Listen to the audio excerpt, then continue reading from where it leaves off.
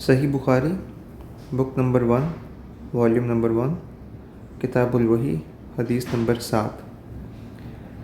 ہرقل شاہ روم نے ان کے پاس قریش کے قافلے میں ایک آدمی بلانے کو بھیجا، اور اس وقت یہ لوگ تجارت کے لیے ملک شام گئے ہوئے تھے، اور یہ وہ زمانہ تھا جب رسول اللہ صلی اللہ علیہ وسلم نے قریش اور ابو سفیان سے ایک وقتی عہد کیا ہوا تھا۔ جب ابو سفیان اور دوسرے لوگ ہرقل کے پاس ایلیا پہنچے جہاں ہرقل نے دربار طلب کیا تھا، اس کے ارد گرد روم کے بڑے بڑے لوگ، علماء، وزراء، عمرا بیٹھے ہوئے تھے۔ ہرقل نے ان کو اور اپنے ترجمان کو بلوایا، پھر ان سے پوچھا کہ تم میں سے کون شخص مدعی رسالت کا زیادہ قریبی عزیز ہے؟ ابو سفیان کہتے ہیں کہ میں بول اٹھا کہ میں اس کا سب سے زیادہ قریبی رشتہ دار ہوں۔ یہ سن کر ہرقل نے حکم دیا کہ اس کو ابو سفیان کو میرے قریب لا کر بٹھاؤ اور اس کے ساتھیوں کو اس کی پیٹھ کے پیچھے بٹھا دو۔ پھر اپنے ترجمان سے کہا کہ ان لوگوں سے کہہ دو کہ میں ابو سفیان سے اس شخص کے یعنی محمد صلی اللہ علیہ وسلم کے حالات پوچھتا ہوں، اگر یہ مجھ سے کسی بات میں جھوٹ بول دے تو تم اس کا جھوٹ ظاہر کر دینا۔ ابو سفیان کا قول ہے کہ اللہ کی قسم اگر مجھے یہ غیرت نہ آتی کہ یہ لوگ مجھ کو جھٹلائیں گے تو میں آپ صلی اللہ علیہ وسلم کی نسبت ضرور غلط گوئی سے کام لیتا۔ خیر، پہلی بات جو ہرقل نے مجھ سے پوچھی وہ یہ تھی کہ اس شخص کا خاندان تم لوگوں میں کیسا ہے؟ میں نے کہا وہ تو بڑے اونچے عالی نسب والے ہیں۔ کہنے لگا اس سے پہلے بھی کسی نے تم لوگوں میں ایسی بات کہی تھی؟ میں نے کہا نہیں۔ کہنے لگا اچھا اس کے بھروں میں کوئی بادشاہ ہوا ہے؟ میں نے کہا نہیں۔ پھر اس نے کہا بڑے لوگوں نے اس کی پیروی اختیار کی ہے یا کمزوروں نے؟ میں نے کہا کمزوروں نے۔ پھر کہنے لگا اس کے تابع دار روز بھرتے جاتے ہیں یا کوئی ساتھی پھر بھی جاتا ہے؟ میں نے کہا نہیں۔ کہنے لگا کہ کیا اپنے اس دعوے نبوت سے پہلے کبھی کسی موقع پر اس نے جھوٹ بولا ہے؟ میں نے کہا نہیں۔ اور اب ہماری اس سے صلح کی ایک مقررہ مدت ٹھہری ہوئی ہے، معلوم نہیں وہ اس میں کیا کرنے والا ہے۔ ابو سفیان کہتے ہیں میں اس بات کے سوا اور کوئی جھوٹ اس گفتگو میں شامل نہ کر سکا۔ ہرقل نے کہا کیا تمہاری اس سے کبھی لڑائی بھی ہوئی ہے؟ ہم نے کہا کہ ہاں۔ بولا پھر تمہاری اور اس کی جنگ کا کیا حال ہوتا ہے؟ میں نے کہا لڑائی ڈول کی طرح ہے، کبھی وہ ہم سے میدان جنگ جیت لیتے ہیں اور کبھی ہم ان سے جیت لیتے ہیں۔ ہرقل نے پوچھا وہ تمہیں کس بات کا حکم دیتا ہے؟ میں نے کہا وہ کہتا ہے کہ صرف ایک اللہ ہی کی عبادت کرو، اس کا کسی کو شریک نہ بناؤ، اور اپنے باپ دادا کی شرک کی باتیں چھوڑ دو، اور ہمیں نماز پڑھنے، سچ بولنے، پرہیزگاری اور صلہ رحمی کا حکم دیتا ہے۔ یہ سب سن کر پھر ہرقل نے اپنے ترجمان سے کہا کہ ابو سفیان سے کہہ دے کہ میں نے تم سے اس کا نسب پوچھا تو تم نے کہا کہ وہ ہم میں عالی نسب ہے، اور پیغمبر اپنی قوم میں عالی نسب ہی بھیجے جایا کرتے ہیں۔ میں نے تم سے پوچھا کہ دعوی نبوت کی یہ بات تمہارے اندر اس سے پہلے کبھی کسی نے کی ہے؟ تو تم نے جواب دیا کہ نہیں۔ تب میں نے اپنے دل میں کہا کہ اگر یہ بات اس سے پہلے کسی نے کہی ہوتی تو میں سمجھتا کہ اس شخص نے بھی اس بات کی تقلید کی ہے جو پہلے کہی جا چکی ہے۔ میں نے تم سے پوچھا کہ اس کے بھروں میں کوئی بادشاہ بھی گزرا ہے؟ تم نے کہا کہ نہیں۔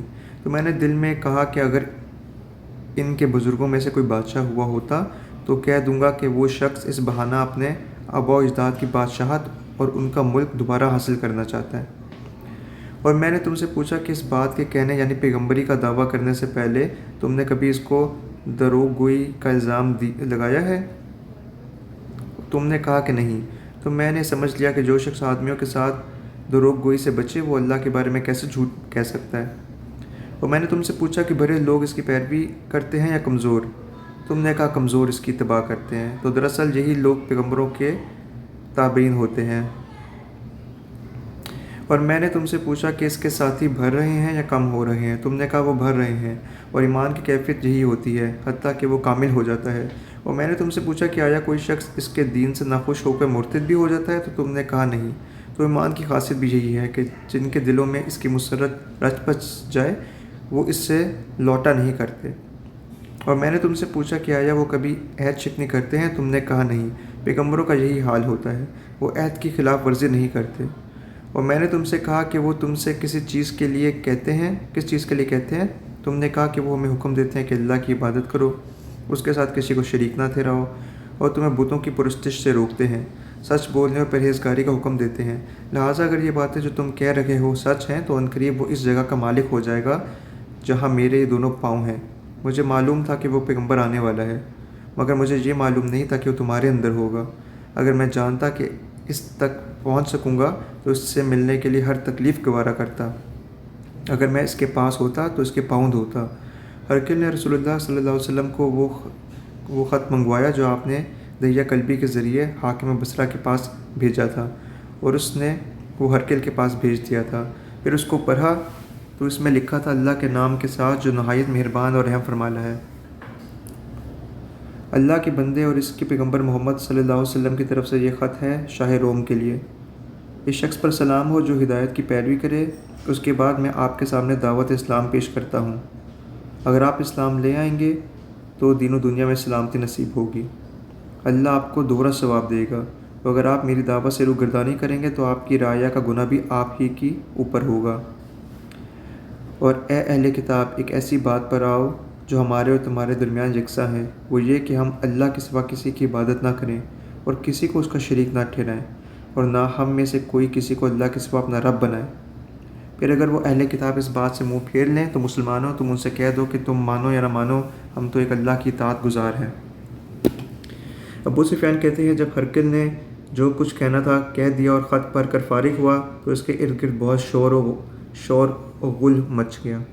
بہت سی آوازیں اٹھیں اور ہمیں باہر نکال دیا گیا۔ تب میں نے اپنے ساتھیوں سے کہا کہ ابو کبشہ کے بیٹے نبی کریم صلی اللہ علیہ وسلم کا معاملہ تو بہت بڑھ گیا ہے، اس نے بنی اسفر روم کا بادشاہ بھی ڈرتا ہے۔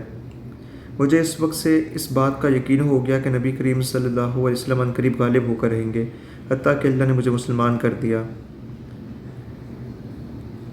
ابن نطور ایلیا کا حاکم ہرقل کا مصاحب اور شام کے نصارہ کا لات پادری بیان کرتا تھا کہ ہرقل جب ایلیا آیا، ایک دن صبح کو پریشان اٹھا تو اس کے درباریوں نے دریافت کیا کہ آج ہم آپ کی حالت بدلی ہوئی پاتے ہیں، کیا وجہ ہے؟ ابن نطور کا بیان ہے کہ ہرقل نجومی تھا، علم نجوم میں وہ پوری مہارت رکھتا تھا۔ اس نے اپنے ہم نشینوں کو بتایا کہ میں نے آج رات ستاروں پر نظر ڈالی تو دیکھا کہ ختنہ کرنے والوں کا بادشاہ ہمارے ملک پر غالب آ گیا۔